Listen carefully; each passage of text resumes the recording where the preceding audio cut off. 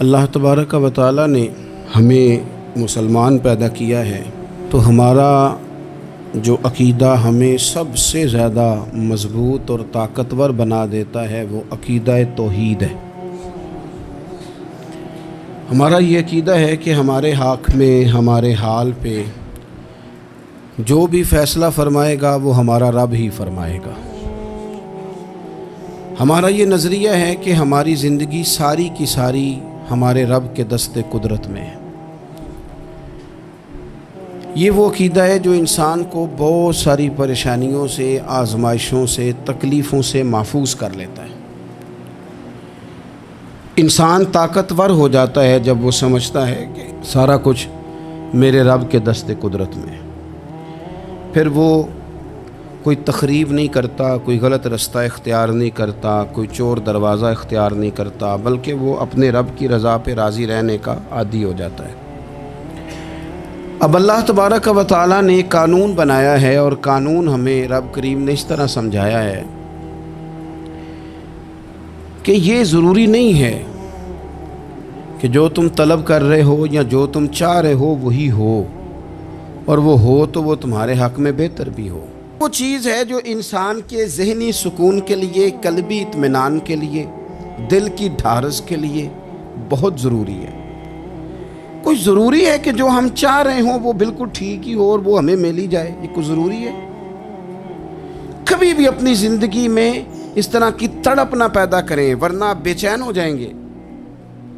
آپ کی زبان پر کئی شکوے آئیں گے، کئی شکایتیں آئیں گی، آپ بہت ساری جگہوں پہ نافرمانی والے جملے بول دیں گے معاذ اللہ۔ بس رب جو فیصلہ کرے اس پہ راضی رہنا سیکھیں۔ میں نے قرآن مجید کی آیت پڑھی ہے سورہ انبیاء میں سے، ذرا دیکھیے میرے رب کریم نے قانون کیا بیان کیا۔ فرما کل نفس ذائقۃ الموت، ہر جان نے موت کا ذائقہ چکھنا ہے۔ یہ پہلے یہ جملہ کہا اور اسی سے ملتا جلتا جملہ آخر میں کہا، اور درمیان میں کیا کہا؟ فرمایا کل نفس ذائقۃ الموت، ہر جان نے موت کا ذائقہ چکھنا ہے۔ وَنَبْلُوكُمْ بِالشَّرِّ وَالْخَيْرِ فِتْنَةً، فرمایا ہم تمہیں آزمائیں گے، بھلائی کے ذریعے بھی اور برائی کے ذریعے بھی ہم تمہیں آزمائیں گے۔ وَإِلَيْنَا تُرْجَعُونَ، اور تمہیں ہماری طرف ہی لوٹ کے آنا ہے۔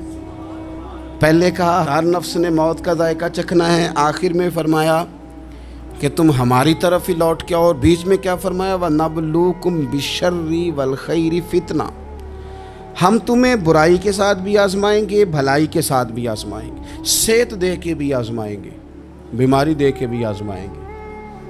نرا زوالی آزمائش نہیں ہوتا، عروج بھی آزمائش ہوتا ہے۔ نری بھوک کی آزمائش نہیں ہوتی، زیادہ پیسے بھی آزمائش ہوتے ہیں۔ انسان کے لیے صرف اس کا کمزور جسم ہی آزمائش نہیں ہوتا، اس کا طاقتور وجود بھی آزمائش ہوتا ہے۔ فرمایا ہم تمہیں آزمائیں گے، بس خیال رکھنا کہ وَإِلَيْنَا تُرْجَعُونَ، لوٹ کر تمہیں ہمارے پاس ہی آنا ہے۔ اور میرے نبی پاک صلی اللہ تعالیٰ علیہ وآلہ وسلم ارشاد فرماتے ہیں، رب جب کسی قوم سے محبت کرتا ہے تو انہیں آزمائش میں مبتلا کر دیتا ہے۔ پھر فرمایا اگر وہ اس پر صبر کریں، اللہ کی قضا پہ راضی رہیں، تو پھر اللہ بھی ان سے راضی ہو جاتا ہے، اور اگر وہ ناراضگی کا اظہار کریں کہ یہ مصیبت کیوں آئی تو پھر اللہ بھی ناراض ہو جاتا ہے۔ اللہ تبارک و تعالی ضرور آزمائے گا، خیر کے ساتھ بھی اور پریشانی کے ساتھ بھی۔ انسان پریشان اس وقت ہوتا ہے کہ جب وہ محنت کرتا ہے تو وہ کہتا ہے نتیجہ میری مرضی کا آنا چاہیے۔ یہ اس کا سب سے بڑا نقصان ہے۔ آپ رزلٹ کبھی اپنی مرضی کا نہ مانگیں، یہ دعویٰ ہی ٹھیک نہیں۔ بہت سارے لوگوں کو جانتا ہوں جو کہتے ہیں میں بندہ بھی ٹھیک ہوں بھی دیانتدار، محنت بھی بڑی کرتا ہوں، توجہ بھی میری پوری ہے، پر پھر بھی معاملہ صحیح کیوں نہیں ہوتے؟ تو میں کہتا ہوں پہلی باتیں ساری ٹھیک تھیں، آخری والی غلط ہے۔ اس لیے کہ محنت آپ کریں ساری، پر بندے نے رہنا تو بندہ ہی ہے نا۔ ساری محنت کر کے آپ کبھی اس نقطے کو سمجھ جائیں نا کہ 950 سال نبیوں نے تبلیغ کی، ہزار سال انبیاء نے تبلیغ کی، انبیاء نے رب کے تربیت یافتہ لوگوں نے تبلیغ کی، 2 لوگوں نے کلمہ پڑھا، 4 لوگوں نے کلمہ پڑھا، لیکن میں آپ کو دیانتداری سے بتاتا ہوں کہ وہ کامیاب ہو کے گئے دنیا سے۔ انبیاء کامیاب ہوئے، کیوں؟ اس لیے کہ رب نے انہیں کہا تھا جا کے پیغام دینا ہے، یہ نہیں کہا تھا کہ بندوں کا بدلنا بھی ضروری ہے۔ ہمارے بچے پتہ کیا کرتے ہیں؟ وہ فٹافٹ نہ پریشان ہو جاتے ہیں۔ نبیوں کے ذمہ تبلیغ کرنا ہے، یہ ان کا ذمہ نہیں کہ لوگ ضروری کلمہ پڑھیں۔ ہدایت تو رب کریم کے دستے قدرت میں۔ انبیاء خلوص سے، للہیت سے جد و جہد کرتے رہے، لیکن انہوں نے یہ نہیں کہا کہ مالک اتنی محنت کی ہے بندے ٹھیک نہیں ہوتے، یہ نہیں کہا انہوں نے، اس لیے کہ جو ان کی ڈیوٹی تھی انہوں نے ڈیوٹی صحیح کی۔ ہم نے اپنی ڈیوٹی کرنی ہے۔ پریشان اس وقت ہوتے ہیں جب نتیجہ اپنی مرضی کا مانگتے ہیں، نتیجہ نہ اپنی مرضی کا مانگے، رزلٹ نہ اپنی مرضی کا مانگے۔ اور جناب پیر صاحب میں فلانا وظیفہ بھی پڑھتا ہوں، فلانا وظیفہ بھی پڑھتا ہوں، فلانا وظیفہ بھی پڑھتا ہوں، دل نہیں صاف ہوتا، تو میں نے کہا یہ تو اللہ نہیں کر رہا ہے۔ آپ ڈیوٹی کریں، آپ کام کریں جو آپ کے ذمہ لگایا گیا ہے، اس میں وہ قضا نہ کریں آپ، باقی اللہ تعالیٰ کرم نوازی فرمائے گا۔ دیکھیں ایک بادشاہ تھا، اس کی سلطنت میں نا وہ قوم بنانا چاہتا تھا۔ ہمارے بادشاہ، ہمارے حکمران قومیں نہیں بناتے، لوگوں کو اپنے حق میں قائل کرتے ہیں۔ اس لیے کبھی بھی ہمارے ملک میں قومی سوچیں عام نہیں کی جاتی، ذاتی سوچیں عام کی جاتی ہیں، ملی باتیں نہیں کی جاتی، ذاتی باتیں کی جاتی ہیں۔ وہ چاہتا تھا کہ میری قوم بن جائے۔ اس کا ایک ہیرا سلطنت میں سے گم ہو گیا، تو اس نے اعلان کیا، اس نے کہا کہ جو بندہ ہیرا تلاش کر کے لائے گا اسے انعام دوں گا۔ ساری قوم نکل کھڑی ہوئی ہیرا تلاش کرنے پر، ادھر بھی لوگ گئے، ادھر بھی لوگ گئے، خشکیوں میں، دریاؤں میں، جہاں جہاں جس کی پہنچ تھی، جنگلوں میں، وادیوں میں، گھروں میں، بستیوں میں لوگوں نے ڈھونڈا۔ ساری قوم ایک ہیرا تلاش کر رہی ہے۔ بالآخر سب لوگ جمع ہو گئے ایک میدان میں۔ ایک بندہ اوپر چڑھا، بادشاہ کے پاس، وہ اونچی جگہ پہ کھڑا تھا۔ اس نے کہا جناب یہ ہیرا مل گیا ہے۔ اب جب ایک کو ہیرا مل گیا تو باقیوں کے چہرے اتر گئے کہ یہ کامیاب ہوا، ہم ناکام ہوئے۔ بادشاہ چونکہ ان کی تربیت کے لیے یہ کام کر رہا تھا، اس نے کہا تمہارا کیا خیال ہے کہ اس ہیرے کے بغیر میرا گزارا نہیں تھا؟ کہ تمہارا کیا خیال ہے کہ ہیرا میری سلطنت سے نکل گیا تو مجھے زوال آ جائے گا؟ اس نے کہا یہ تو ایک ہیرا ہے۔ اٹھا کے پھینکا، دیوار کے ساتھ لگا، ہیرا ٹوٹ گیا۔ اس نے لوگوں سے کہا تمہارے چہرے اترے ہوئے ہیں، میں تمہیں ایک بات سمجھانا چاہتا ہوں، ہیرا ایک ہی تھا، ایک ہی بندے کو ملنا تھا۔ میں نے انعام کا اعلان تو یہ کیا تھا نا کہ جو ہیرا ڈھونڈ کے لائے گا اسے انعام دوں گا، لیکن اب میں تمہیں بتاتا ہوں کہ میں تم سب کو انعام دوں گا، اس لیے کہ ہیرا ایک تھا، ملنا ایک کو ہی تھا، سب کو مل سکتا نہیں، لیکن انعام اس لیے سب کو دوں گا کہ ہیرا ڈھونڈنے پر انعام نہیں دے رہا، میں کوشش کرنے پہ انعام دے رہا ہوں کہ تم نے کوشش تو کی، تم نکلے تو صحیح، جد و جہد تو کی۔ کچھ لوگ کہتے ہیں کہ ہمیں ہیرا مل بھی جائے، اور خدا کے بندے ہیرا ایک ہے، ہیرا ملنا کمال نہیں، محنت کرنا کمال ہے۔ ہم نہ تیار نہیں ہوتے۔ اللہ فرماتے ہیں میں نے آزمانا ہے، میں نے آزمانا ہے، تم نے سفر جاری رکھنا ہے، لیکن یہ ضرور یاد رکھنا کہ وَإِلَيْنَا تُرْجَعُونَ، لوٹ کے تمہیں میرے پاس ہی آنا ہے، تم نے لوٹ کے ادھر آنا ہے، اس بات کو ذہن میں رکھنا۔ حضرت عبداللہ بن عباس رضی اللہ تعالیٰ عنہ اس حدیث کے راوی ہیں، المعجم الکبیر کی یہ حدیث ہے۔ اللہ کے پیارے رسول صلی اللہ تعالیٰ علیہ وسلم ارشاد فرماتے ہیں کہ جس بندے کو 4 چیزیں مل گئی نا، اسے اللہ تعالیٰ نے دنیا اور آخرت کی بھلائیاں عطا فرما دی۔ 4 چیزیں جس شخص کو نصیب ہو گئی۔ یا رسول اللہ کون سی؟ حضور فرماتے ہیں جس کو شکر کرنے والا دل مل گیا، اور کریم محبوب فرماتے ہیں جسے اللہ تعالیٰ کا ذکر کرنے والی زبان مل گئی، اور حضور فرماتے ہیں جسے مصیبت پر صبر کرنے والا بدن مل گیا، اور جسے ایسی بیوی مل گئی جو نہ اس کے مال میں خیانت کرے گی، نہ اس کی عزت میں خیانت کرے گی۔ جسے یہ 4 چیزیں مل گئیں وہ خوش نصیب ہے، دنیا بھی بن گئی، آخرت بھی بن گئی۔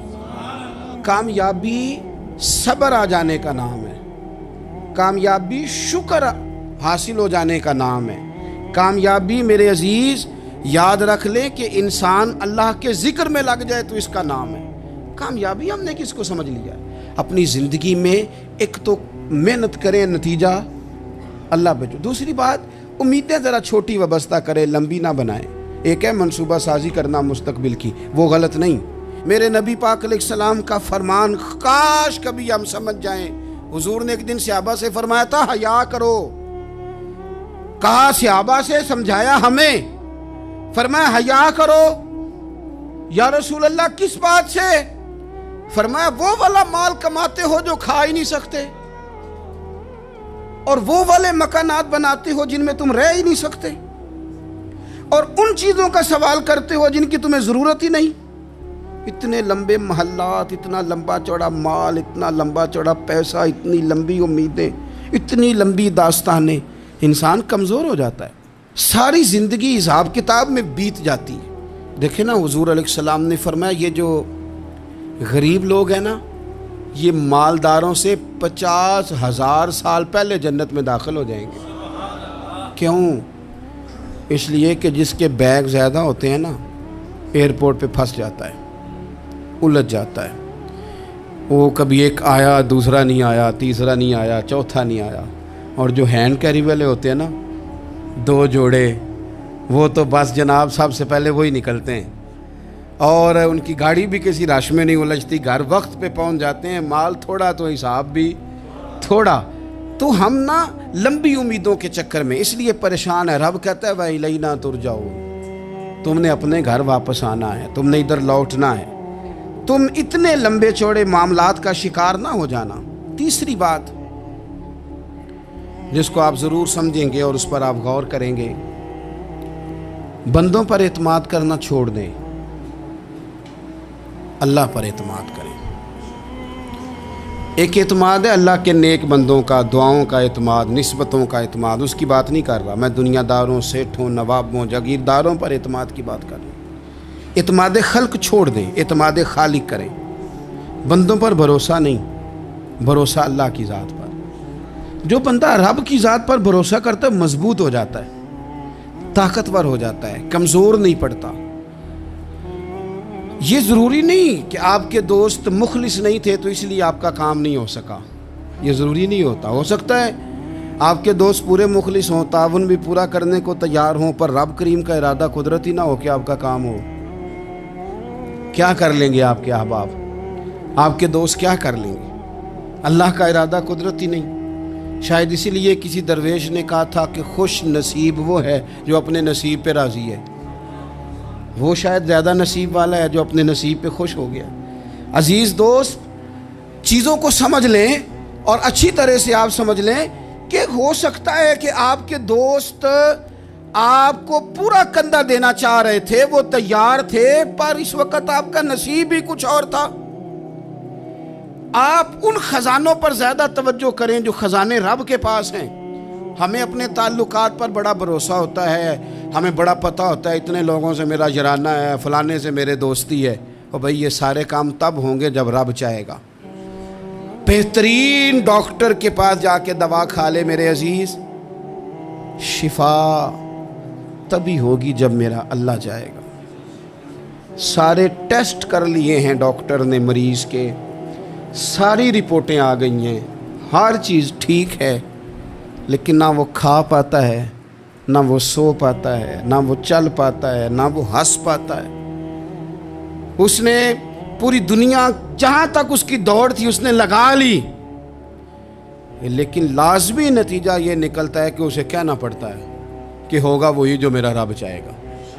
اس لیے جو خزانے میری جیب میں، آپ کی جیب میں ہیں، جو تعلقات ہمارے ہیں، ان تعلقات پر بھروسہ نہ کرو، بلکہ وہ خزانے جو اللہ کے پاس ہیں ان پر بھروسہ کریں، آپ مضبوط ہو جائیں گے۔ داتا گنج بخش علی اجمیری قربان جائیں، گنج بخش فیض عالم مظہر نور نا کی سارا پیر کامل اور کامل آرا رہنما۔ اس ملک کے وطن عزیز کا جو لوگ حسن ہے نا، ان میں بڑے بڑے تارے ہیں، پر اس وطن کا جو چاند ہے وہ داتا گنج بخش علی اجمیری ہے۔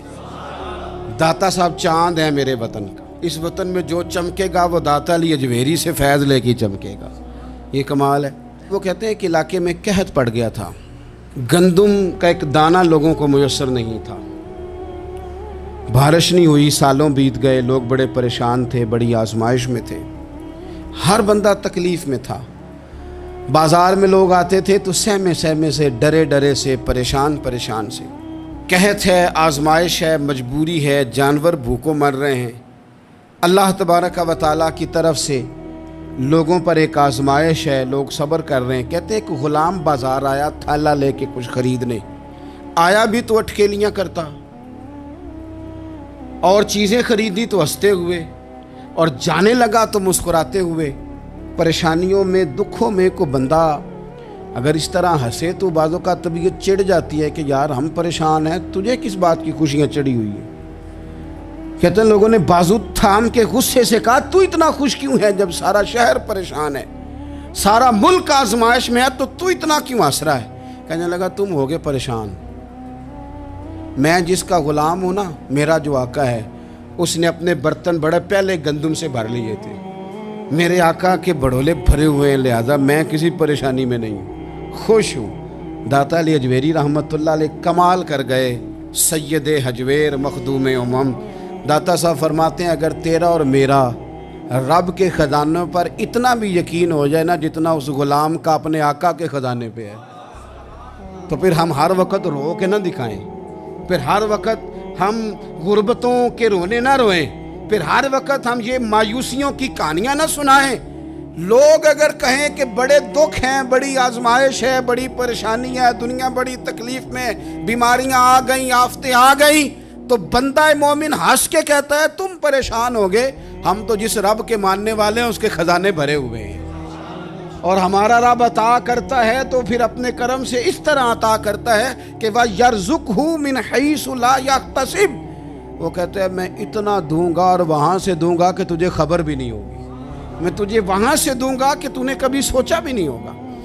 آپ اگر چاہتے ہیں کہ زندگی سکون میں آ جائے، سکون میں، تو لوگوں کی جیبوں پہ نظر چھوڑ دیں، رب کے خزانوں پہ نگاہ جمائیں. اتنا نوازتا ہے، اتنا نوازتا ہے، اتنا نوازتا ہے کہ انسان حیران ہو جاتا ہے کہ مجھے اتنا بھی مل سکتا ہے. ایک بات یہ میرے عزیز کہ اپنی زندگی میں نا دعووں سے بچیں، دعووں سے بچیں.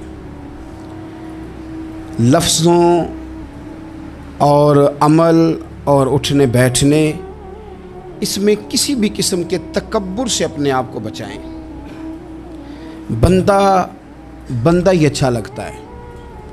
وہ اگر دعووں پہ اتر آتا ہے نا، کہانیوں پہ اتر آتا ہے، اور داستان سرائی پہ اتر آتا ہے، اور وہ لوگوں کو آئینے دکھانے شروع کر دیتا ہے، اور اسے تقوی کا ہیضہ ہو جاتا ہے، نیکی کا بخار چڑھ جاتا ہے، تو پھر بھی وہ پریشان ہو جاتا ہے.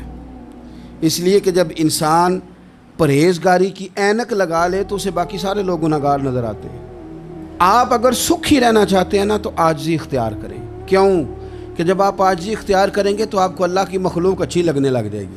کیوں کہ آپ اپنے سے بھی کسی کو بہتر سمجھتے ہیں.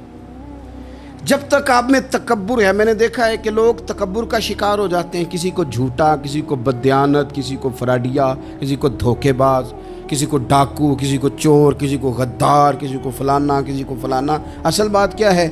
اصل بات یہ ہے کہ اس شخص کے دماغ کے اندر تکبر کا سودا سما گیا، یہ کسی چکر میں پڑ گیا ہے، اس کو ہیضہ ہو گیا ہے پرہیزگاری کا.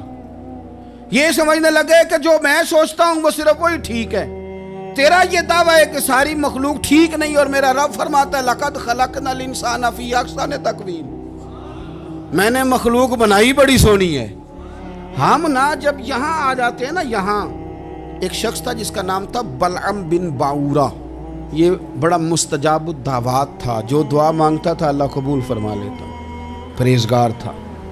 اسم اعظم اللہ نے اسے عطا کر دیا.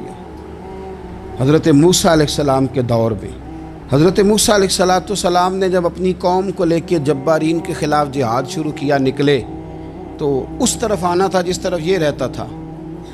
لوگ سارے اکٹھے ہو کے اس کے پاس آئے، آ کے کہنے لگے حضرت موسیٰ علیہ السلام آ رہے ہیں اپنی قوم کو لے کے حملہ کرنے کے لیے، تو دعا کر دے، معاذ اللہ نبی کے خلاف دعا کر دے، تو بد دعا کر دے تاکہ وہ آ نہ سکے، تیری دعائیں قبول ہوتی.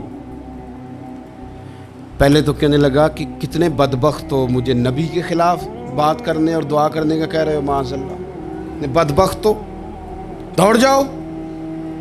لیکن اللہ سے یہ توفیق مانگے کہ وہ انسان کا شعور سلامت رکھے، شعور سلامت۔ حضرت سلطان باؤ رحمۃ اللہ علیہ نے اپنے دور میں کہا تھا کہ ایمان سلامت ہر کوئی مانگتا ہے، عشق سلامت کوئی، وہ تو انہوں نے کہا تھا نا۔ اور آج کیا حال ہے کہ مال سلامت ہر کوئی مانگتا ہے، تو ایمان سلامت کوئی۔ اب کہاں ایمان سے، اب تو مال سلامت مانگتے ہیں الا ماشاء اللہ۔ تو انہوں نے کہا تھا کہ ہمارے دور میں سارے ایمان کی سلامتی مانگتے ہیں اور میں عشق کی مانگتا ہوں۔ اور میں لوگوں کو کیا کہوں، میں تو یہی کہہ سکتا ہوں حضرت سلطان صاحب سے معافی لے کے کہ حضور ہونتے مال سلامت ہر کوئی منگدا ہے، تھے ایمان سلامت کوئی۔ اب تو یہ حال ہو گیا۔ او بلم بن باورا غلط فہمی ہو گئی، پہلے تو لوگوں کو اس نے ڈانٹ دیا، لیکن جب لوگ دوبارہ آئے نا تو تحفے طائف لے کے آئے، لالچ میں آ گیا، پاگل ہو گیا، بیوقوف ہو گیا۔ ہرس ہوس یہ کہیں کا نہیں چھوڑتا انسان کو۔ لوگ نیک لوگوں سے بھی دینداری کا رشتہ نہیں بناتے، دنیا داری کا بنا لیتے۔ وہاں سے بھی مال ڈھونڈتے ہیں جہاں آ کے انہیں دنیا بھول جانی چاہیے تھی۔ مال آیا، دولت لے کے آئے لوگ، انہوں نے تحفے طائف دیے، وہ کہنے لگا ٹھیک ہے۔ پہلے ڈانٹ رہا تھا کہ نبی کے خلاف میں بد دعا کروں، اور اب تیار ہو گیا معاذ اللہ۔ گدھے پہ بیٹھ کے یا گدی پہ بیٹھ کے جا رہا ہے کہ پہاڑ پہ چڑھ کے حضرت موسیٰ علیہ السلام اور ان کی قوم کے خلاف معاذ اللہ بد دعا کرتا ہوں۔ تو رستے میں جاتے ہوئے نا گدی نے منہ پھیر کے کہا کہ باز آ جا۔ گدی کہنے لگی تو مجھے آگے بھیجتا اور فرشتے مجھے پیچھے بھیجتے، باز آ جا۔ بڑے لوگ کانوں میں اذانیں پڑھتے ہیں کہ سیانے ہو جا، سیانا ہو جا، لیکن جب کسی پر بدبختی غالب آتی ہے تو پھر وہ سمجھدار ہونے کو تیار نہیں۔ اللہ تعالیٰ اپنی خفیہ تدبیر سے ہمیں محفوظ فرمائے۔ اللہ تعالیٰ ہمارے حق میں جب بھی فیصلہ کرے تو رحمت والا کرے، کرم والا کرے، آسانی والا کرے۔ چڑھ گیا پہاڑ پہ، اور پہاڑ پہ چڑھ کے جب اس نے ہاتھ اٹھائے، وہ لوگ جو بد دعا کرانے والے تھے وہ ساتھ ہی تھے، تو اپنے منہ سے لفظ نکالتا ہے حضرت موسیٰ کے خلاف معاذ اللہ، لیکن وہ لفظ اپنی قوم کے خلاف نکلتے ہیں۔ وہ ان کے خلاف بد دعا کرنے چلا تھا، تو چونکہ ہر چیز اللہ کے دست قدرت میں ہے نا، تو زبان سے نکالتا کچھ ہے، نکلتا کچھ اور ہے۔ پھر وہ وقت بھی آیا کہ زبان لٹک گئی، سینے پہ آ گئی، عذاب آ گیا اللہ کا، تباہ ہو گیا اپنی قوم سمیت۔ اپنی زندگی میں یاد رکھ لیں اچھی طرح، ہرس، ہوس، تکبر، غرور، وہ کسی چیز کا بھی ہو، وہ انسان کو لے ڈوبتا ہے۔ اگر آپ زمین پہ کھڑے رہ کے لوگوں کو دیکھیں گے تو کچھ لوگ اگر آپ کو اپنے برابر نظر آئیں گے نا قد میں، تو کچھ انشاءاللہ بڑے بھی نظر آئیں گے۔ ہم نے لسٹیں بنا لی ہیں کہ کون کون کتنا غلط ہے، ہم نے ہر ایک کے بارے میں 2-4 باتیں یاد کر لی ہیں، فلانا اتنا خراب ہے، فلانا اتنا اور فلانا اتنا۔ اس کا نقصان یہ ہوا ہے کہ اللہ کی خوبصورت مخلوق، خوبصورت رنگوں میں ہم نے حالات خراب کر لیے ہیں۔ اگر ہم چاہتے ہیں کہ ہمارا دل سکون میں آئے، قرار میں آئے، تو زندگی عاجزی والی، انکساری والی، اللہ تبارک و تعالیٰ کی بات۔ میں اکثر کہتا ہوں کہ نبی پاک صلی اللہ تعالیٰ علیہ وآلہ وسلم نے کتنی شانیں بیان کی حضرت عمر فاروق کی، کتنی عظمتیں حضور نے ان کی بیان کی۔ جب ان کا وصال ہونے لگا نا، ان کو زخم لگا، تو لوگ ان کی تعریفیں کرنے لگے۔ اب ان کو بھی پتہ تھا کہ میری عظمت میں حضور نے کیا کچھ بیان کیا ہے۔ لوگ ان کی تعریف کرنے لگے، امیر المومنین آپ کو یہ کمال حاصل ہے۔ تو حضرت عمر فرمانے لگے دعا کرو بس میری نیکی اور بدیاں برابر برابر ہو جائیں، نیکیاں اور بدیاں برابر ہو جائیں۔ میں کسی درجے کا خواہش مند نہیں، بس یہ چاہتا ہوں کہ یہ عاجزی کا حسن دیکھیں، انکساری کا یہ درجہ دیکھیں۔ فرماتے ہیں بس یار معافی دے دے نا، وہ معاف کر دے، پھر تو بات بن گئی۔ میں جلسوں پہ، اجتماعات پہ جاتا ہوں تو ایک رواج بن گیا ہے، لوگ بڑی بڑی قطاروں میں پھول لے کے کھڑے ہو جاتے ہیں اور گاڑیوں میں پھینکتے ہیں۔ تو میں اپنے سنگیوں سے کہتا ہوں کہ اگر تو قیامت میں بھی ایک پھول مل گیا نا، تو پھر تو یہ سارے استقبال کام آ گئے۔ اور اگر وہاں کھڑا کر لیا گیا نا، صحیح حدیث میں حضور نے فرمایا ہے کہ کچھ سوالوں کے لیے بندے کو محشر کے میدان میں کھڑا کر لیا جائے گا۔ ان سوالوں میں سے ایک سوال یہ بھی ہوگا کہ بتا अपने इल्म पर अमल कितना किया था। तो मैंने कहा अगर तो रोक लिए गए तो फिर इन फूलों का क्या बनेगा, फिर तो आजमाइश में आ जाएंगे। अल्लाहुम्मा अस्तुरना बिसित्रिकल जमील अस्तगफिरुल्लाह रब्बी मिन कुल्लि ज़ंबिन व अतूबु इलैह। ऐ अल्लाह, जो गलतियाँ याद हैं उनसे भी तौबा करते हैं, जो भूल गई हैं उनसे भी तौबा करते हैं, जो ज़ाहिर है उनसे भी तौबा करते हैं, जो छुपी हुई हैं तेरा और हमारा राज है हम उनसे भी तौबा करते हैं। मालिक, जहाँ जहाँ जिस जिस मकाम पर जिस जिस लिहाज से आमदन या सहवन बोल कर लहजे से और इशारे किनाए से भी कहीं को तेरी नाफरमानी कर बैठे हैं तो उससे भी तेरी पनाह में आते हैं। अपनी पनाह में रखियो, अपनी पनाह में हमें ईमान की मौत दीजिए और सुबह क़यामत अपने महबूब की शफ़ात हमारे हक़ में कबूल फरमाइयो। अज़ीज़ दोस्तों, अल्लाह ताला ने जो हमें नबी करीम अलैहिस्सलाम अता फरमाए हैं, तो उस महबूब की शान अल्लाह ने कुरान मजीद के मुख्तलिफ़ आयात में मुख्तलिफ़ अंदाज में बयान फरमाई है। एक अज़मत अल्लाह ने मेरे नबी करीम की ये बयान की है कि वयुअल्लिमुहुमुल किताब वल हिक्मा, ये महबूब तुम्हें किताब भी सिखाएंगे और हिकमत भी सिखाएंगे। दानाई, तदब्बुर, फ़हम व फ़िरासत अल्लाह ताला ने सबसे बढ़कर मदीने वाले महबूब को अता फरमाया। उलमा ने लिखा है कि अल्लाह ताला ने, हज़रत वहाब इब्न मुनब्बिह कहते हैं, अल्लाह ताला ने अक्ल के 1000 हिस्से किए, एक उसमें से हिस्सा पूरी दुनिया को दिया, जिससे साइंसदान, डॉक्टर, उलमा, हकीम, तबीब पैदा हुए। बाकी 999 हिस्से अक्ल अल्लाह ने अपने महबूब को अता फरमाए। नबी करीम सल्लल्लाहु ताला अलैहि वसल्लम को अल्लाह ताला ने तदब्बुर, दानाई, हिकमत, फ़हम, फ़िरासत, बसीरत बदर्जे अतम हर एक से बढ़कर अता की। इंसान अगर अपनी ज़िंदगी में दानाई के साथ चलने लग जाए ना, हिकमत के साथ, तो उसके फैसले दुरुस्त होने लगते हैं, उसका रास्ता जो होता है वो आसान होने लगता है। हमारे फैसले जज्बाती होते हैं, हमारी राय वक्ती होती है, हवा का रुख देखकर मिजाज बदलने की आदत इल्ला माशाअल्लाह लोगों ने बना ली। हम किसी भी मसले में सुनी सुनाई बात पर बड़ी जल्दी जज्बाती हो जाते हैं। बुर्दबारी, ठहराव इल्ला माशाअल्लाह लोगों में ख़त्म होता जा रहा है। अदम बर्दाश्त कौमी नहीं आलमी मसला है। बस लोग बुरे नहीं होते, सिर्फ हमारी तबीयत के मुताबिक नहीं होते, हमारी नहीं मानते, लिहाजा हमें अच्छे नहीं लगते। तदब्बुर, दानाई, हिकमत, ठहराव, ज़रा चीज़ों को सोच समझ के चलना, मामलात पर गौर करना। देखे ना, नबी पाक सल्लल्लाहु ताला अलैहि वसल्लम ने उस शख्स को पहलवान कहा है जो अपने गुस्से पर काबू पा लेता है। फरमाया वो पहलवान है जिसका अपने ऊपर कंट्रोल है। और जो आदमी कहता है मुझे पता ही नहीं चलता, तो भाई फिर आप जिंदगी में निजाम लेके आगे कैसे चलेंगे जब आपको पता ही नहीं चलता। दानाई, हिकमत, कोई काम भी अगर बगैर हिकमत के किया जाए तो वो काम दुरुस्त भी हो तो खराब हो जाता है कई दफा, और अगर हिकमत से कर लिया जाए, दानाई से कर लिया जाए, हमारे बच्चे, हमारी नई नस्ल, इसकी तरबियत भी करनी है पर दानाई से। किसी को अल्लाह की तरफ भी बुलाएं तो उदऊ इला सबील रब्बिक बिल हिकमा, किसी को अपने रब की तरफ भी बुलाओ, दावत दो तो दानाई के साथ, हिकमत के साथ। एक बादशाह ने ख्वाब देखा था कि मेरे सारे दांत टूट गए। اس نے تعبیر کرنے والا بلایا، اس سے کہا اس کی تعبیر بتاؤ، تو کہنے لگا تعبیر یہ ہے کہ آپ کے سارے بال بچے رشتہ دار بہن بھائی آپ کی زندگی میں مر جائیں گے۔ بادشاہ نے وہ بندہ بھی مروا دیا۔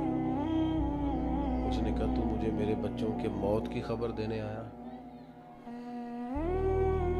اگرچہ غلط کیا، اللہ تعالیٰ معاف کرے، ناجائز کیا، لیکن نادان آدمی اتنی بڑی بیوقوفی کر گیا۔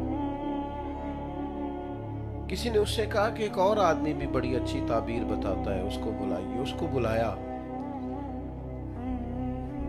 اس نے تعبیر پوچھی، کہا میں نے خواب دیکھا ہے کہ میرے سارے دانت ٹوٹ گئے، تو تعبیر کیا ہے؟ تو اس نے کہا بادشاہ مبارک ہو،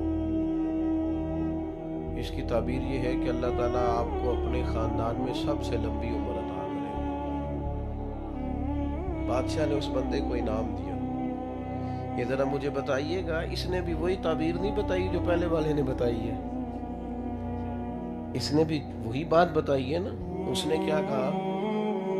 آپ کے سارے رشتہ دار آپ کی زندگی میں مر جائیں گے۔ اس نے کیا کہا؟ اللہ تعالیٰ آپ کو خاندان میں سب سے، بات اگرچہ بے سلیقہ ہو کلیم، پر بات کرنے کو سلیقہ چاہیے۔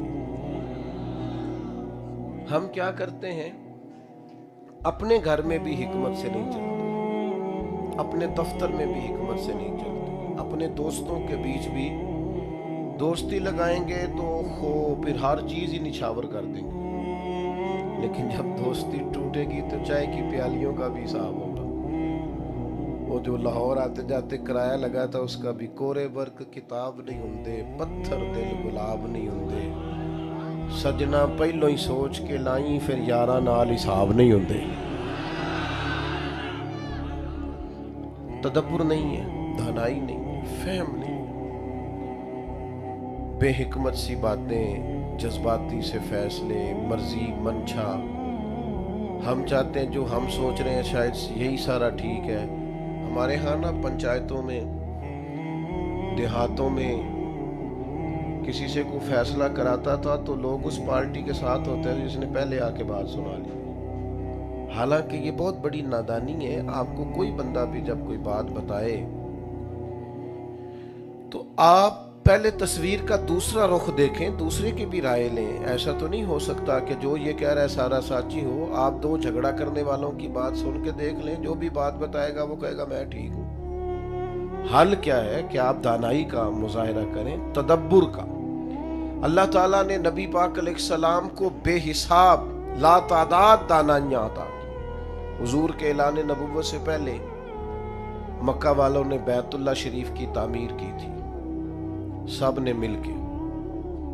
پیچھے دوستوں سے گزارش ہے باتیں نہ کریں جی، کمیٹی والے بھی بولے نہیں، بس توجہ سے سنیں۔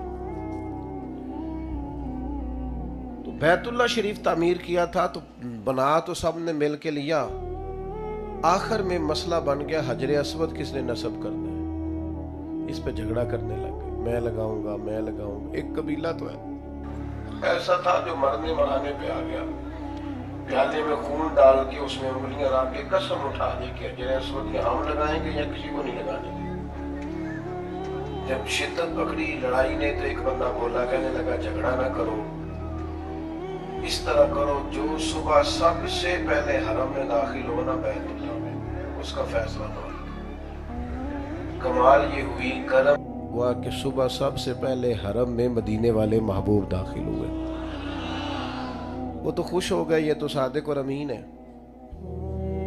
انہوں نے کہا ہمارا یہ مسئلہ ہے، آپ نے تھوڑی دیر کے لیے غور کرنا ہے۔ وہ خود کہہ چکے تھے کہ جو بھی کوئی آئے گا وہ جس قبیلے کے حق میں فیصلہ دے گا نا وہ سب کو منظور ہوگا۔ اب یہ بات انہوں نے حضور کو سنا دی۔ سرکار کسی ایک قبیلے کو کہہ دیتے حجر اسود آپ لگا دیں تو باقی سب تو اس پر مطمئن تھے، چونکہ انہوں نے کہہ دیا تھا جو سرکار فیصلہ کر دیں، باقی اعتراض کر نہیں سکتے تھے۔ لیکن نبی پاک علیہ السلام نے کیا فرمایا؟ فرمایا ایک چادر بچھاؤ۔ انہوں نے چادر بچھائی، حضور نے اس پہ حجر اسود رکھا، فرمایا سارے قبیلے ایک ایک سائیڈ سے چادر پکڑ دو۔ ان سب نے چادر جو تھام لی تو لائے اس جگہ جہاں حجر اسود رکھنا تھا، تو محبوب نے اٹھا کے حجر اسود ادھر رکھا جہاں رکھنا تھا۔ اب سب کے چہرے دیکھے، تو سارے خوش تھے. ہم سارے ہی اٹھا کے لائے, ہم سب حجر اسود لگانے میں شامل ہیں. ہم تو اپنے بچوں میں لڑائی کرا دیتے ہیں, خود اپنے بچوں میں, اے میرا لیک پتر ہے, اے میری گل نہیں مانتا, ان بیچاروں میں جھگڑا ہو جاتا ہے. آپ وہ دیکھیں نا, ہو جاتا ہے بعض اوقات کسی بچے سے زیادہ پیار, پر لکھا ہے بزرگوں نے کہ ایک بچے کا رخسار چومو تو دوسرے کا بھی چومو. ان کو یہ لگے نا کہ جھکاؤ زیادہ ادھر ہے. نبی پاک نے فرمایا اللہ سے ڈرو, اپنی اولاد میں انصاف کرو, دانائی سے تدبر سے گھر چلائیں, تدبر سے آپ سوسائٹی میں وقت گزاریں. یہ جذباتی فیصلے, یہ فوٹو کی زندگی, یہ جناب مطلب ادھار لے کے شو بنانا اور جناب کسی کے نام کو استعمال کر کے آگے نکلنا اور تھوڑا جان بوجھ کے آگے ہونا اور اپنا آپ بتانا, اس سے انسان کمزور پڑ جاتا ہے. آپ جہاں ہیں وہاں وفادار ہو جائیں, جہاں ہیں وہاں خوبصورت ہو جائیں, سارے لوگ آپ کی طرف رجوع کریں گے. لیکن آپ کو کمال دانائی سے اپنے بچوں کو, پیار کرنے والوں کو, حضور مدینہ طیبہ تشریف لے گئے تو ہر گھر والا کہہ رہا تھا یا رسول اللہ میرے گھر آئے, اور جو بھی دعوت دے رہا تھا نا حضور کو خلوص سے دے رہا تھا. لوگوں نے دروازے نہیں کھولے ہوئے تھے, اکھیاں بھی بچھا رکھی. وہ تو سویرے آتے تھے اور شام تک کریم کا انتظار کرتے. پتھروں, پہاڑوں, ٹیلوں تک پہ سجاوٹ اور نور ہی نور گویا نظر آتا تھا. اس طرح کا سما تھا جیسے سجی ہوئی ہے ہر چیز.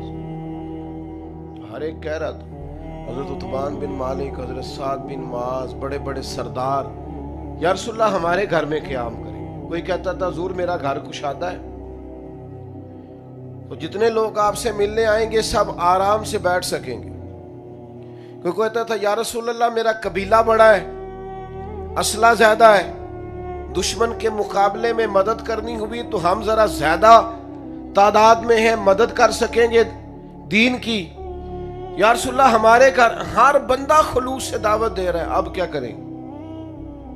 یقیناً حضور کہتے میں نے فلانے کے گھر جانا ہے تو دوسرا ناراض ہو جاتا. کبھی بھی ایسا نہ ہوتا, وہ قبول کرتے بات کو. لیکن ذرا انسان کے دل میں محبت میں احساس تو آتا ہے نا, یار میں نے بھی تو کہا تھا, میں نے بھی تو کہا تھا. اگرچہ وہ ناراض نہ ہوتے, حضور کا فیصلہ قبول کرتے, پر خواہش تو سب کی تھی نا. میرے کریم نے کیا کہا, فرمایا یہ فیصلہ میں نے کرنا ہی نہیں. اونٹنی کی لگامیں حضور نے چھوڑ دی, فرمایا یہ مامور من اللہ ہے, جہاں اسے میرا رب حکم دے گا یہ وہاں بیٹھ جائے. یہ فیصلہ ہی اللہ پہ چھوڑتے ہیں. نبی پاک نے فرمایا میری اونٹنی جہاں اللہ کی حکمت ہوگی وہاں. اونٹنی چلتی رہی وہاں آ کے بیٹھ گئی جہاں سیدنا ابو ایوب انصاری کا گھر تھا. لیکن نبی کریم کا کمال یہ ہے کہ حضور فوراً اترے نہیں. کوئی یہ نہ کہے اچانک بیٹھ گئی, محبوب بیٹھے رہے. اونٹنی ایک دفعہ بیٹھی پھر اٹھی, پھر اس نے ایک چکر لگایا اور پھر اسی جگہ آ کے بیٹھ گئی جہاں سیدنا ابو ایوب انصاری کا گھر ہے. واقعی مامور من اللہ ہے. وہاں آ کے بیٹھی, اور اب اس طرح بیٹھی کہ اس نے اپنی گردن بھی بچھا دی زمین پہ. اور جب وہ تسلی سے بیٹھ گئی تو اب میرے کریم اترے. اب حضرت ابو ایوب انصاری کے حضور مہمان بنے, اور جب مہمان بنے نا تو سارے اس لیے خوش تھے کہ یہ فیصلہ اللہ نے اپنے محبوب کو کر کے دیا. تو کچھ معاملات ایسے ہیں جن میں نہایت دانش مندی سے, تدبر سے. ایک صحابی نے کہا تھا یا رسول اللہ میں نے اپنے اس بیٹے کو گھوڑا خرید کے دیا ہے. اس کی والدہ کہتی تھی حضور کو گواہ بنا دو, تو میں آپ کو گواہ بنانے آیا ہوں. اس وقت کی گھوڑا ضرورت تھا, مجبوری تھا, جیسے آج آپ کی موٹر سائیکل اور گاڑی ضرورت ہوتی ہے نا, اس وقت یوں ہی سمجھ لیں جیسے گاڑی لے کے دی ہے. تو یہ میں نے اسے گھوڑا دیا ہے. تو نبی کریم علیہ السلام نے فرمایا دوسرے بیٹے کو بھی دیا ہے. یا رسول اللہ نہیں. تو فرمایا پھر ظلم اور زیادتی پر مجھے گواہ بنانے آ گئے. فاتقوا اللہ فاعدلوا اولاد, اللہ سے ڈرو, اپنی اولاد میں انصاف کرو. اس کو لے کے دیا ہے تو پھر دوسرے کو بھی لے کر کے دو, تدبر سے میرے بھائی, حکمت سے. نوجوانوں میں جلد بازی بڑی ہے, ایک دفعہ بات نہ مانی جائے. اور باہر آ کے کچھ لوگ بڑے جناب فخر سے سناتے کہتے وہ منڈے نے آئی سامان پانتا ہے وہ مرضی دا کھانا نہیں سی نہ پکیا. ایک وہ عقل مندی نہیں ہے. میں اپنے بچوں کی ہر خواہش پوری کرتا ہوں, آپ غلط کرتے ہیں. ان کی کچھ خواہشیں پوری نہ کریں تاکہ انہیں صبر کرنا بھی آئے, انہیں احساس پیدا ہو کہ کچھ چیزیں نہ ملیں تو میں نے اس میں صبر بھی کرنا ہے, تدبر بھی کرنا ہے, رکنا بھی ہے. ہماری بے حکمتی, ہمارے مزاج کی نادانی, بہت سارے ماضی میں فیصلے ایسے ہیں جو ہم سے اس لیے غلط ہوئے کہ ہم نے جلد بازی کی. کبھی پلٹ کر دیکھیں, بہت سارے لوگ اس لیے ہم سے ٹوٹ گئے کہ ہم سیانے نہیں تھے. اگر ہمارے اندر تدبر ہوتا, معاملہ فہمی ہوتی تو بڑے رشتے ہمارے مضبوط ہونے تھے. لیکن ہم نے جذباتیت کی. جو بندہ آپ کو آ کے کہانی سناتا ہے کہ میں فلانے کے پاس بیٹھا تھا تو وہ آپ کے خلاف باتیں کر رہا تھا تو پائی ویکھو نہ انہیں انج نہیں کرنا چاہیے, تو آپ کا کیا خیال ہے جو ساری کہانی سن کے آیا ہے وہ آپ کے ساتھ ہے؟ اگر اسے پتا ہوتا کہ اس بندے کا آپ سے پیار ہے تو اس کی جرت تھی آپ کے سامنے بات کرتا. میری بات کی سمجھ آ رہی ہے آپ کو؟ جو میں نے ایک جگہ پہ بیٹھا تھا, 2-4 لوگ بیٹھے تھے تو باقی سارے اٹھ کے چلے گئے, ایک بندہ رہ گیا. تو وہ جو رہ گیا نا, اس نے پھر کوئی ان کے خلاف ان کی پگڑیاں کھولی, کوئی کہانیاں سنائی, وہ سناتا جا رہا, میں بڑا پریشان ہوں. مینوں کہندے تھانوں کی ہویا؟ میں کہ میں تے اس گلوں پریشان آ کہ وہ گئے نے تو کوئی حال نہیں چھڈیا, جدوں میں جاواں گا تو کی کرے گا؟ میں تے اپنی پہ گئی, تو تے بہت ڈھاڈا, نہیں جی نہیں تہاڈے نال تے پیار ہے. میں کہ تو انہاں نوں بھی آکھنا ہے جدوں ملے نا, انہاں نے بھی تو یہی کرنا ہے. تو یہ آپ مت توقع کریں کہ جو آپ کا بڑا خیر خواہ بن کے آپ کے ساتھ بات کر رہا ہے وہ آپ کا بڑا اپنا ہے. ایسا نہیں ہے. آپ یاد رکھیں, دنیا میں غیبت کا چلن ختم ہوگا تو سب کی عزتیں محفوظ رہیں. یہ نہیں ہو سکتا کہ آپ کسی کی سن لیں اور پھر آپ کی نہ جائے. دانائی, ٹھہراؤ, تدبر, حکمت, معاملہ فہمی, سیانے ہو جانا. اپنے معاملات کیا کہا کرتے تھے لوگ کہ منڈے نوں میری جُتی پوری آ گئی, کیا کہتے تھے میرے گھر بیٹی پیدا ہو گئی ہے. یہ ساری باتیں دانائی کی باتیں. لوگ سمجھدار ہوتے تھے وقت کے ساتھ ساتھ. ہماری جذباتیت ختم ہی نہیں ہوتی. ہر فیصلے کے اندر جذباتی ہیں, اور کبھی سخت موڑ بھی آ جائے نا, اللہ سے مدد مانگے, اپنے مالک کے حضور حاضری دیں اور کوشش کریں کہ فیصلہ صحیح ہو. ایک بڑا عجیب مرحلہ آیا تھا فتح مکہ کے موقع پر.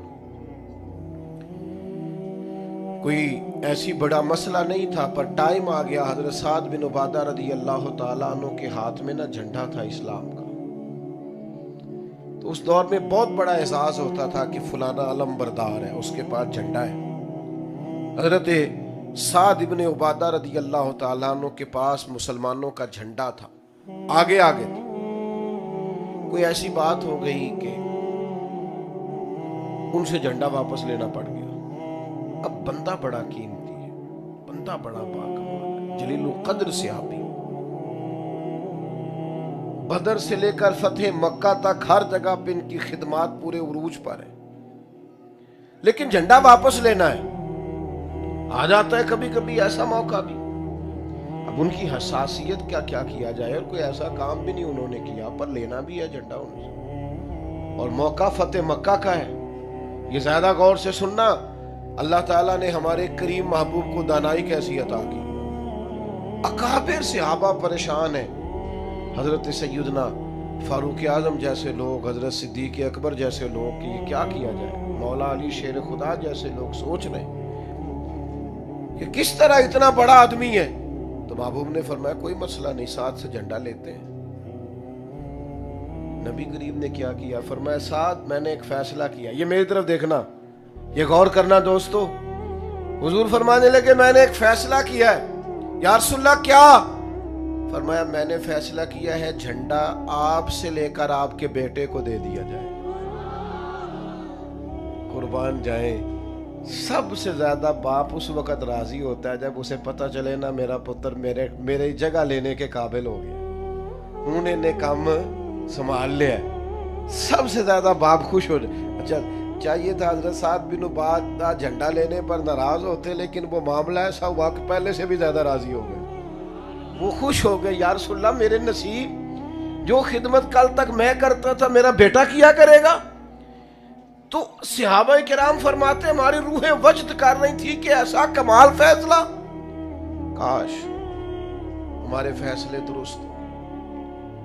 ایک میرے پاس مسئلہ آیا، 2 دفعہ لڑکے نے طلاق دے دی ہے، تو جذباتی بڑا ہے تو مارتا بھی ہے تو ایسا بھی ہے، تو میں نے نا اس شخص سے کہا، باپ بیٹی کا مسئلہ پوچھنے آیا، میں نے کہا جانتے نہیں تھے آپ؟ کہنے لگے نہیں میں جاننا، بھانجا میری ہمشیرہ کا بیٹا ہے۔ تو میں نے کہا بد اخلاق بھی اور بیٹی کو مارتا بھی آپ سارا کچھ کی کرتا، پھر بہن گھر آ گئی سی۔ میں نے کہا یہ کوکل مندی کی علامت ہے؟ آپ کو پتہ ہے بد اخلاق ہے اور پہلے دن سے پتہ ہے، تو آپ نے یہ اتنا بڑا ظلم کیا کہ بہن آ گئی تھی تو آپ نے بیٹی قربان کر دی۔ شریعت آپ کو اجازت دیتی ہے، اس کی اخلاق اجازت دیتا ہے؟ کس طرح کے فیصلے کرتے ہیں ہم؟ رشتے میں کیا ملتے رہیں گے؟ یہ ملتے رہیں گے؟ آپ وہ فیصلہ کریں جو دیر پا ہو۔ میں نے کہا معاملہ طلاق تک آ گیا، اب ساری زندگی بہن نہیں ملے گی، آپ کیا کریں گے؟ اب تو معاذ اللہ اس کے بعد تو یہاں تک حالات پہنچ جاتے ہیں لوگ جنازے نہیں پڑھتے۔ یہ کوئی دانائی کی بات ہے؟ آپ وہ کام کریں جو حکمت پر مبنی ہے۔ جذباتی فیصلے فلانے نے کہتا ہے فلانا آ گیا سی، وہ ہمارے الیکشن ہوتا ہے نا، وہ کہنے نا جی چوری میرے گھر آ گیا سی، میں کہا جی الیکشن تو بعد آیا تاں گل کری، الیکشن والے دن ہی آیا سی، انہیں دیاڑا ہی سی، اسے پتا تھا وہ جی وہ میرے گھر آ گیا، بلکہ الٹا ناراض ہو رہے ہوں وہ میرے گھر آیا ہوں تسی میرے آکھن دے ووٹ دیو، اور پھر جب وہ جیت جاتا ہے اس کے بعد کہتے ہیں جتایا میں تے میرا فون نہیں چکتا۔ میں کیا انہوں پتا ہے تو جتایا تاں نہیں چکتا؟ کیا مذاق اپنے ساتھ کرتے ہیں، بے حکمت فیصلے اور نہ۔ میں نے زندگی میں کبھی ووٹ کاسٹ نہیں کیا۔ پہلی بات تو یہ ہے کہ اسلام جمہوریت کا نہیں خلافت کا قائل ہے، پہلی بات تو یہ ہے۔ جمہوریت تو وہ طرز حکومت ہے کہ جس میں بندوں کو گنا کرتے ہیں تو اللہ نہیں کرتے۔ ایک بالکل ان پڑھ اور نادان آدمی کا، یہاں تو معذور لوگوں کے لوگ ٹھپے، اس کا ووٹ بھی اسی برابر ہے، پڑھے لکھے کا بھی، بندوں کو گنا کرتے ہیں، یہ اقبال نے کہا تھا۔ اور دوسری بات یہ ہے میرے بھائی کہ یہ نہ خنجر اٹھے گا نہ تلوار ان سے، یہ بازو میرے آزمائے ہوئے ہیں۔ یہ سارے لوگ وہی ہیں، پارٹیاں بدل بدل کے کبھی اس میں کبھی اس میں، کس چکروں میں پڑے۔ بہرحال یہ میرا عنوان نہیں، جو بات عرض کرنا چاہتا ہوں کہ بغیر حکمت کے نہیں، دانائی کے ساتھ وقت گزارے۔ اور اگر کبھی کوئی آپ سے سوال بھی کرے، انسانی ذہن میں نا سوال پیدا ہو جاتا ہے، جسموں کو قید کیا جا سکتا ہے، ذہنوں کو روحوں کو قید، سوال اٹھتے رہتے ہیں، سوال کا جواب ہوتا ہے، سوال پر لڑائی نہیں ہوتی، اور لڑائی کریں گے آپ، ڈانٹ ڈپٹ کریں گے تو بغاوت پیدا ہوگی۔ ایک سوال کھڑا ہو گیا تھا، فتح مکہ کے بعد ایک جنگ ہوئی، اس میں بڑا مال غنیمت آیا، تو اصول یہ تھا کہ جو نئے نئے لوگ مسلمان ہوتے تھے ان کی تالیف قلب کے مؤلفۃ القلوب کو زیادہ دیا جاتا تھا، تو نبی پاک نے مکے والوں کو ذرا زیادہ دیا۔ تو ایک نوجوان انصاری وہ کہنے لگے حضور کی اپنے قریبی رشتہ داروں پر کرم نوازی بڑھ گئی ہے، توجہ ہے آپ کی؟ حضور نے فرمایا انصاریوں کو سب کو میرے خیمے میں اکٹھا کرو، اکٹھے ہو گئے۔ تو محبوب کہنے لگے تم کہہ سکتے ہو کہ یا رسول اللہ صلی اللہ تعالی علیہ وسلم انہوں نے تو آپ کو تکلیف دی تھی، ہم نے سینے کھولے تھے، یہ تو بدر احد میں تلواریں لے کے آئے تھے، ہم نے آپ کے لیے جانیں پیش کی تھی، تم کہو کہ ہماری تو تلواروں سے ابھی بھی خون ٹپک رہا ہے، تم کہہ سکتے ہو؟ تو وہ کہنے لگے نہیں یا رسول اللہ آپ کا احسان ہے آپ یہاں آئے۔ حضور فرمانے لگے تم کہو کہہ سکتے ہو؟ کہ یا رسول اللہ نہیں آپ کا یہ احسان ہے۔ تو آخری جملہ سرکار نے ایسا کہا، وہ دانائی، وہ حکمت، وہ تدبر کہ ان کی روحیں وجد کرنے لگی، ان کا دل گویا کر رہا تھا جو سامان ہمیں ملا یہ بھی نہ ملے۔ حضور فرمانے لگے میرے بھولے انصاریوں،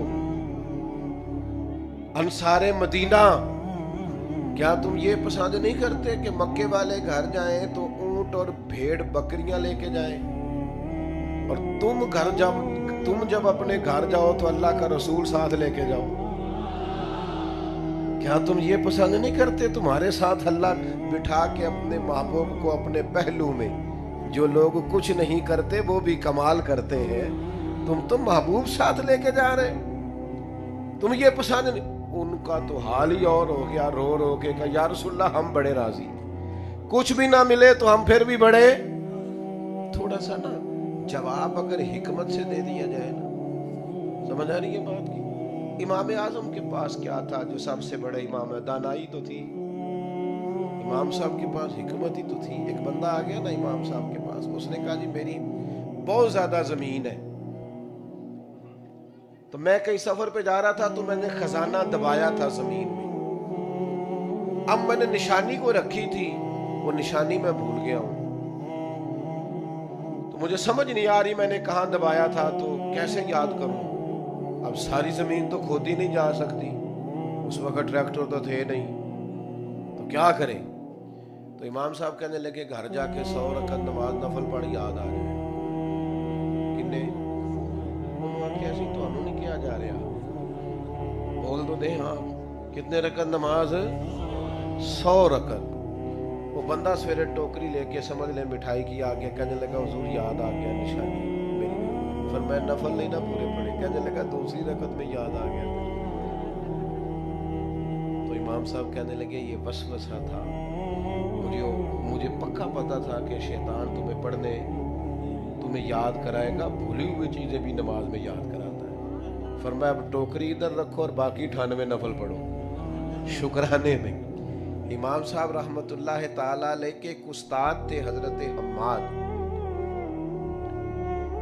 ہر دور میں ضروریات الگ ہوتی ہیں، آج کل گھروں کی ضروریات الگ ہیں، ہمارے زمانے میں بھی بڑی ضرورت ہے، لیکن اس زمانے میں ایک بڑی ضرورت تھی آٹا گھر کا۔ آپ تو خیر شہر میں رہتے ہیں، میں دیہاتی آدمی ہوں، میرے ابا جی تو کہا کرتے تھے جنہوں نے کنک پا لی ہے نا پڑولے جی، چار پا لیا مرتبانے جی، انہوں نے سارا سال پرواہ، لیکن اس وقت اچار پہ گزارا ہوتا تھا، صحت بھی ٹھیک رہتی تھی، اب اس پر گزارا نہیں ہوتا بچوں، اللہ سمجھ عطا کرے۔ تو حضرت حماد کی بیوی روز پیغام دیتی، ہر چوتھے دن آٹا ختم ہو گیا، تو ایک دن غصے میں کہنے لگے اگر اب تو نے مجھے آٹے کا پیغام دیا تو تجھے 3 طلاق، پیغام بھی ان کو ہی دینا ہے، کیا کریں؟ حالات بگڑ گئے، پریشانی لگ گئی، وہ خود بھی پچھتائے بات کر کے۔